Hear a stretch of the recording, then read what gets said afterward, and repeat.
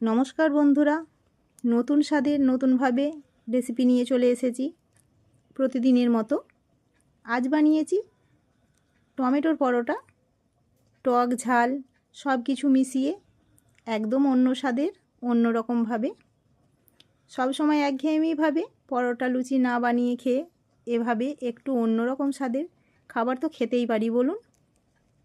সেই জন্য এখানে আজ আমি সামান্য একদম অল্প উপকরণ দিয়ে পরোটাটা বানিয়েছি।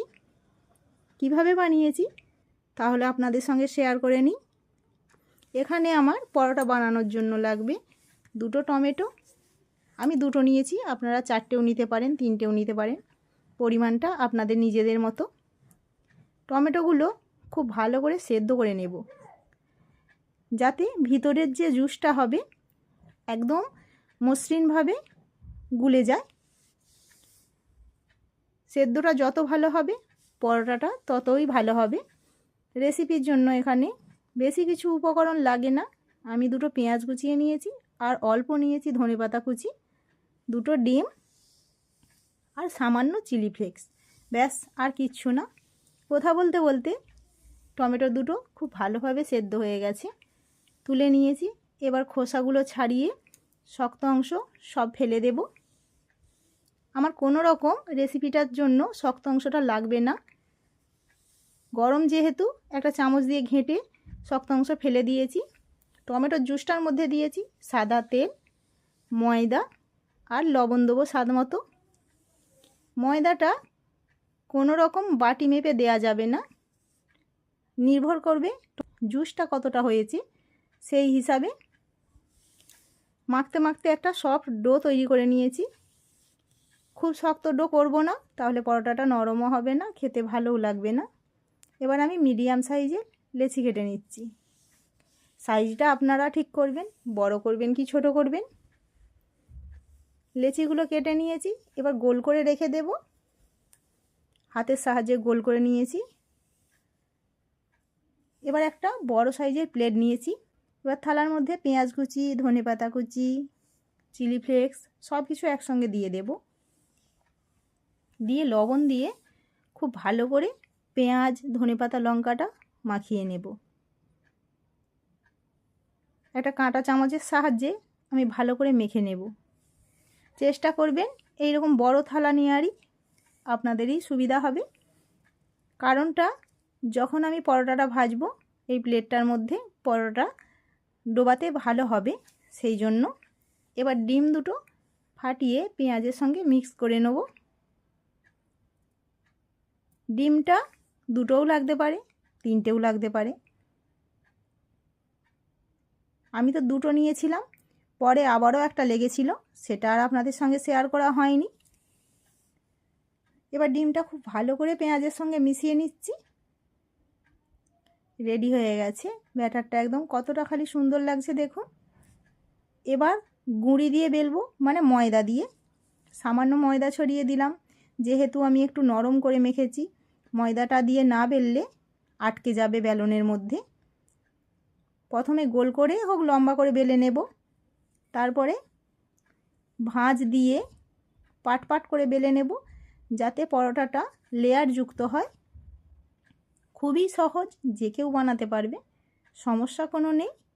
আমি দেখো দুধার দিয়ে ভাঁজ করে নিয়েছি, আবার এদিকে ওদিকে করে চারটে ভাঁজ দিয়েছি। এবার চৌকো শেপে বেলে নেব। কতটা সফট বুঝতেই পারছো। আর এই পরোটার টেস্ট ভুলতেই পারবে না। আমি খুব মোটা করে বেলিনি, আবার খুব পাতলাও বেলিনি, মিডিয়াম সাইজের একটা মোটামুটি বেলে নিয়েছি। আরও একটা বেলে দেখিয়ে দিচ্ছি।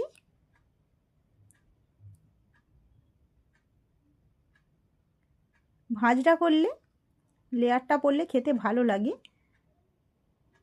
পরোটা অনেক রকমের হয়, তিন কোনাও হয়, গোলও হয়। এটা চৌকো শেপের পরোটা, একটু অন্য রকম।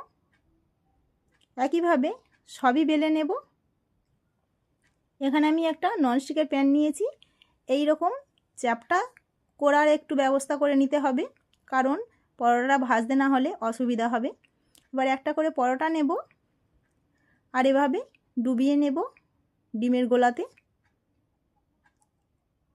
ওপর থেকে অল্প অল্প আমি একটু ডিমের ব্যাটার, পেঁয়াজ, ধনেপাতা সব কিছু দিয়ে দিচ্ছি। যেহেতু ডোবানোর পরে ওতে লাগবে না, একটু তুলে তুলে দিতেই হবে। কড়াইতে আমি আগে থেকে একটু সাদা তেল দিয়েছিলাম। পরোটাটা দিয়ে দিয়েছি খুব সাবধানে। উল্টানোর সময় একটু আস্তে করে উল্টাতে হবে, নয়তো ডিমটা ছিটকে ছিটকে অন্য দিক চলে যাবে। আঁচটাকে মিডিয়ামে রেখে ভেজে নেব। একটু সাবধানে উল্টোতে হবে। ব্যাস, ফুলতে শুরু করে দিয়েছে দেখুন।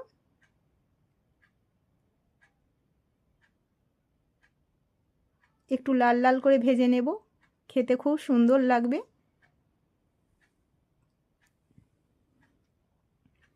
একটা তো ভাজা হয়ে গেল, দেখতে খালি কতটা সুন্দর লাগছে দেখে বুঝতেই পাচ্ছেন। না জানি খেতে কতটা ভালো লাগবে। আমি ওপর থেকে থেকে আবারও একটু ডিম, পেঁয়াজ, ধনেপাতা সব কিছুই লাগিয়ে দিচ্ছি পরোটার মধ্যে।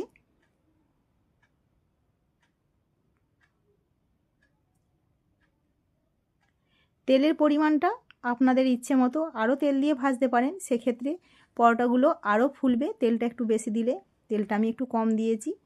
সবই তো ভাজা হয়ে গেল, কতটা খালি সুন্দর দেখুন। একবার হলেও বানিয়ে খেয়ে দেখবেন, খেতে কতটা খালি ভালো লাগে। একবার না বানিয়ে খেলে বিশ্বাস হবে না। ভালো যদি লাগে পরোটা রেসিপিটা, একটা লাইক করে যাবেন। নতুন বন্ধুরা প্লিজ চ্যানেলটিকে সাবস্ক্রাইব করে নেবেন, আর অনেক অনেক শেয়ার করে দেবেন। ধন্যবাদ।